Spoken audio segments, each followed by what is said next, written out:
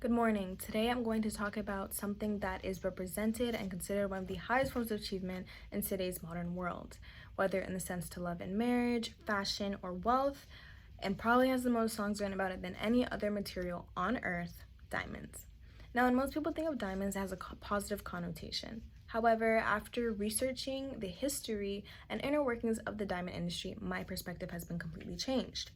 Hopefully, this speech will encourage you to question the traditions and ideals that have just been passed down without much thought.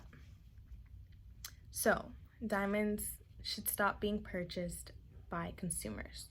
Why? Diamonds were popularized through manipulative tactics, through the market, and through consumers. So consumers would also stop being taken advantage of by these companies just for a profit at their expense. And there are plenty of alternatives to diamonds.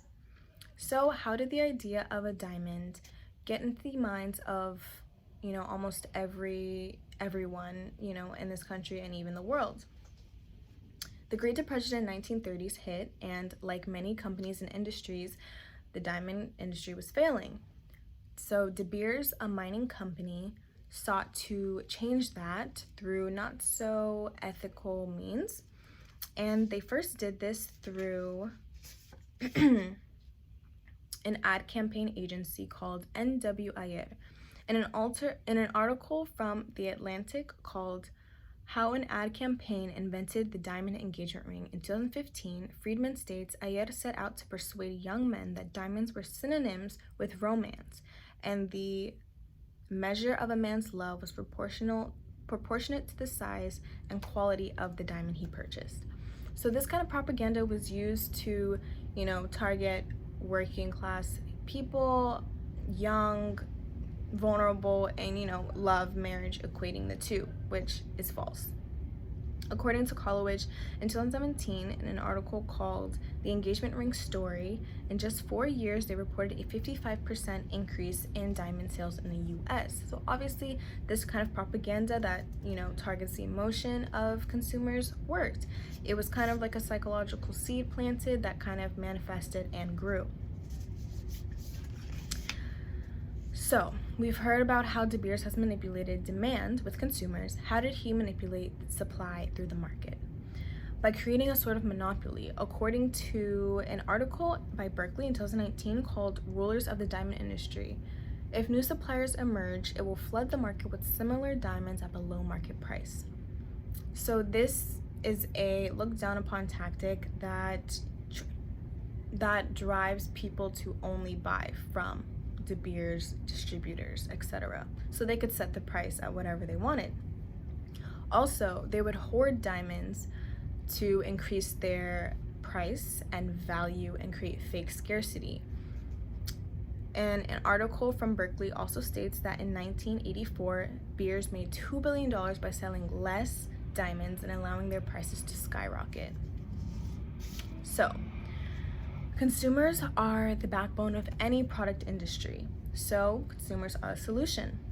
Consumers should stop buying mined diamonds. Yes, if you are set on getting a diamond, you love them, you love the look of them, sure, buy laboratory-made diamonds. In an article in 2019 called Is There a Difference Between Natural and Lab-Grown Diamonds? Shore states laboratory diamonds have the same chemical composition, crystal structure, optical and gemological properties of their natural counterparts. And according to Ritani, in 2019, you will spend up to 30% less than a mined diamond in comparable size and quality. So by definition, you're getting a diamond of the same composition, comparable size, and quality for 30% less. This only benefits you as a consumer. There's really no downside to this. Even if you completely forget about diamonds, according to Collowidge in 2017, the Engagement Ring Story article, before World War II, only 10% of engagement rings contained diamonds. This completely demonstrates how diamonds equating marriage does not make sense. Only after this campaign was put out was this idea implemented in everybody's minds. Before this, there was hundreds of gemstones people would use in their marriage, and it just shows that the manipulation is based on false ideas. You even have the freedom to choose more individual and original gems that would resonate more with you as an individual. So how would doing these actions affect the diamond industry and in turn us as consumers? Obviously, prices would fall and reflect their natural or accurate value.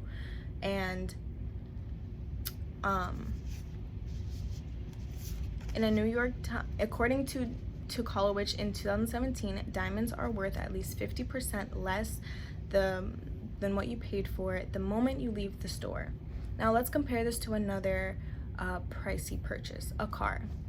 Yes, when you drive a car off a lot, it does decrease in value slightly, not nearly by 50%. And cars actually have a practical purpose and use, unlike diamonds. Consumers also wouldn't be targeted and taken advantage of to spend large sums of money at the expense of, going into debt and etc. for a profit of the mining companies and diamond companies. Friedman in 2015 stated that the idea of the campaigns was to create a prestigious role model for the poor middle class wage earners. So they purposefully targeted working class people who most likely couldn't afford the prices that they were setting these diamonds at, but they wanted to create the idea that they needed them or wanted them. In a New York Times interview in 1999, the chairman of De Beers even said, "Diamonds are intrinsically worthless except for the deep psychological need they fulfill." And for people who say that what De Beers does to the market by hoarding diamonds and selling diamonds for below market price, is free enterprise and it's a reflection of the culture of our economy, and it's not technically legal. According to Berkeley article in 2019, Beers pled guilty to violating antitrust laws. They simply paid $10 million, a $10 million fine, and continue operating in normal operations and with no further watch, no further guidance or any monitoring or anything of the sort. So the history and truth is surprising, or is it? In this state of our world, in our country, the economy is and the market is based off of competition and some not so ethical tactics. The history of the diamond industry and the inner workings of it demonstrates how many don't realize ideas just being implemented in their heads and not really questioning them and just accepting them as true. The ideas that love, marriage equates diamonds, simply not true, and the scarcity and rarity of the diamonds were completely manufactured as well.